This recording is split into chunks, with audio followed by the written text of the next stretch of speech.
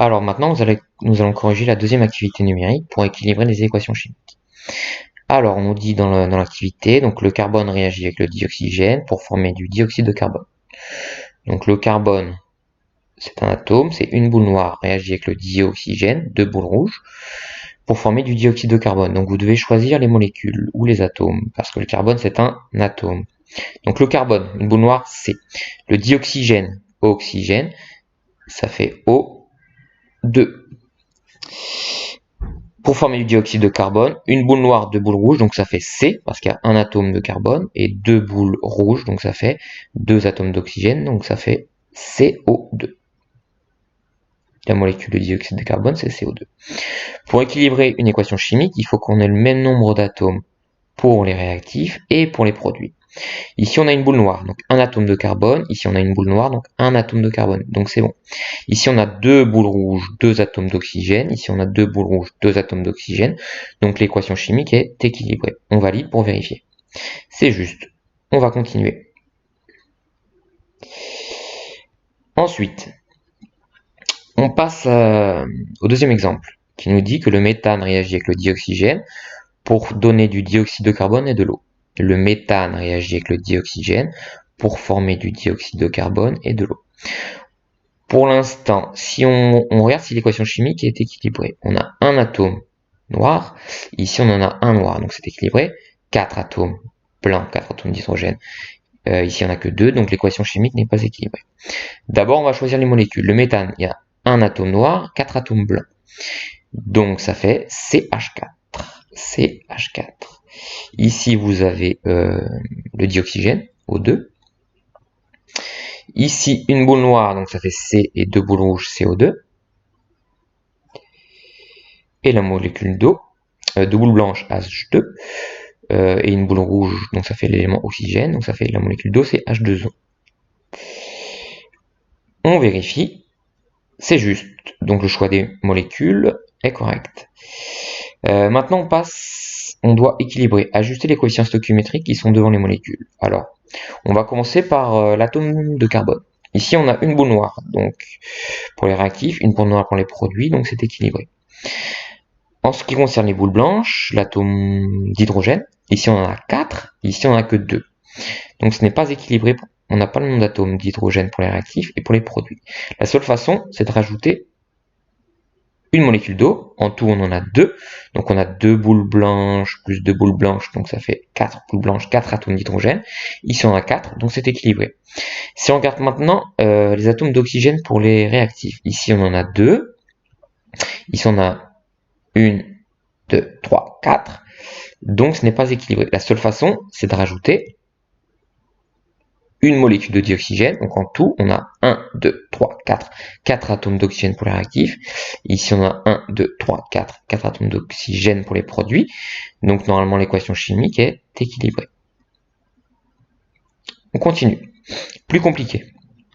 Alors ici, on nous dit que le butane réagit avec le dioxygène pour donner du dioxyde de carbone et de l'eau. Le butane, si on compte le nombre d'atomes noirs, le nombre d'atomes de carbone, on en a 4, donc ça fait C4. Et le nombre d'atomes blancs, il y en a 10, donc ça fait C4H10. Le dioxygène, donc il y a deux boules rouges, donc ça fait O2. Dioxyde de carbone, on a déjà vu, ça fait CO2. Et la molécule d'eau, on a déjà vu, ça fait H2O. On valide le choix des formules, c'est juste. Maintenant, il va falloir équilibrer l'équation chimique, ajuster les coefficients stoichiométriques qui sont devant les molécules. Alors, on va commencer par les atomes de carbone. Ici, on a 4 boules noires, donc 4 carbones. Ici, par contre, on n'a que un atome de carbone. Donc, du coup, la seule façon, c'est de rajouter des molécules de dioxyde de carbone.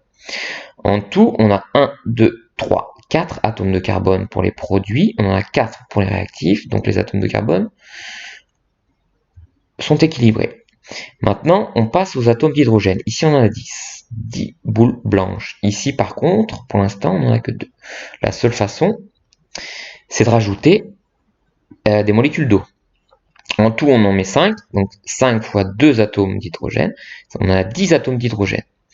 Ici, on a bien 10 boules blanches, donc 10 atomes d'hydrogène. Donc pour l'instant, pour les atomes d'hydrogène, c'est équilibré. Maintenant, on passe aux atomes d'oxygène. Pour les réactifs, on a 2. Pour les produits, on a 4 fois 2, 8 atomes d'hydrogène, plus 5 atomes d'oxygène. Donc ça fait 4 fois 2, ça fait 8 atomes d'oxygène, plus 5, ça fait 8 plus 5, 13 pour les produits, atomes d'oxygène. Et pour les réactifs, on n'en a que 2. Donc il va falloir équilibrer. On a dit 13 ici, 2 ici. Donc si on multiplie ici par 6 par exemple, on obtient 6 fois 2, 12. Donc on a 12 ici, ici on a 13. Donc c'est pas bon. On en met 7 ici. 7 fois 2, on en a 14. Ici, par contre, on n'en a que 13. Donc c'est pas bon. On peut ni multiplier par 6, ni multiplier par 7. Donc l'astuce est la suivante. On multiplie toute l'équation chimique par 2. Alors ici, si on met 2, fois 2. Ici, on met fois 2. Ici, on met fois 2, pardon, on en avait 4. Donc ça fait 4 fois 2, 8. Ici, fois 2, donc ça fait 10. Et maintenant, on compte le nombre d'atomes de carbone. Ici, on en a 4 pour la première molécule, 4 avec la deuxième molécule, donc on en a 8. 2 fois 4, 8 atomes de carbone. Ici, on en a, pour les atomes d'hydrogène, on en a 20. Ici, pour les produits, on en a aussi 20. Maintenant, donc les atomes de carbone et d'hydrogène sont équilibrés. Maintenant, reste à équilibrer les atomes d'oxygène. Ici, vous en avez 2 fois 8, ça fait 16. 16 plus, pour la molécule d'eau, 10. Parce qu'on a 10 fois le coefficient qui est pas écrit, mais ici c'est un 1. Donc ça fait 8 fois 2, 16 plus 10. 26. Donc la seule façon d'avoir, donc ici on a 26 atomes d'oxygène. La seule façon d'en avoir 26 ici, c'est de multiplier par 13 la molécule de dioxygène. Voilà. On revérifie, parce qu'à chaque fois il faut vérifier que vous changez un coefficient stoichiométrique. Pour les atomes de carbone, on en a 2 fois 4, ça fait 8. Ici, on a 8 aussi. Pour les atomes d'hydrogène, on a 2 fois 10, ça fait 20. Ici, on a 10 fois 2, ça fait aussi 20. Et pour les atomes d'oxygène, on a 8 fois 2, 16. 16 plus 10, ça fait 26. Et pour les réactifs, on a aussi 13 fois 2, ça fait aussi 26. Donc normalement, l'équation chimique est équilibrée. Très bien. Donc là, on a équilibré des équations chimiques avec des molécules. On va prendre un exemple avec des ions. Donc je change d'application. On va faire cette équation chimique ici. Donc ici, on a le fer qui réagit avec un ion H+, pour former un ion Fe2+, et une molécule de dihydrogène H2. Alors, on va commencer par l'atome de fer.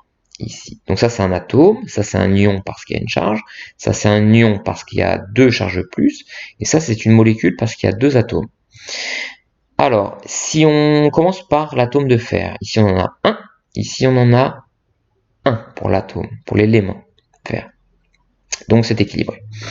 Par contre, pour l'hydrogène, ici on en a 1, ici on en a 2. Donc ce n'est pas équilibré. La seule façon, c'est de rajouter un 2. Donc ici on a 2 éléments hydrogène, ici on en a 2. Donc c'est bon, c'est correct pour l'élément hydrogène. Le fer, c'est correct. Donc on vérifie. Tac. Ça nous indique une bonne réponse. Voilà. Vous venez de voir comment on équilibrait une équation chimique avec des espèces ioniques. Donc il doit y avoir conservation des éléments.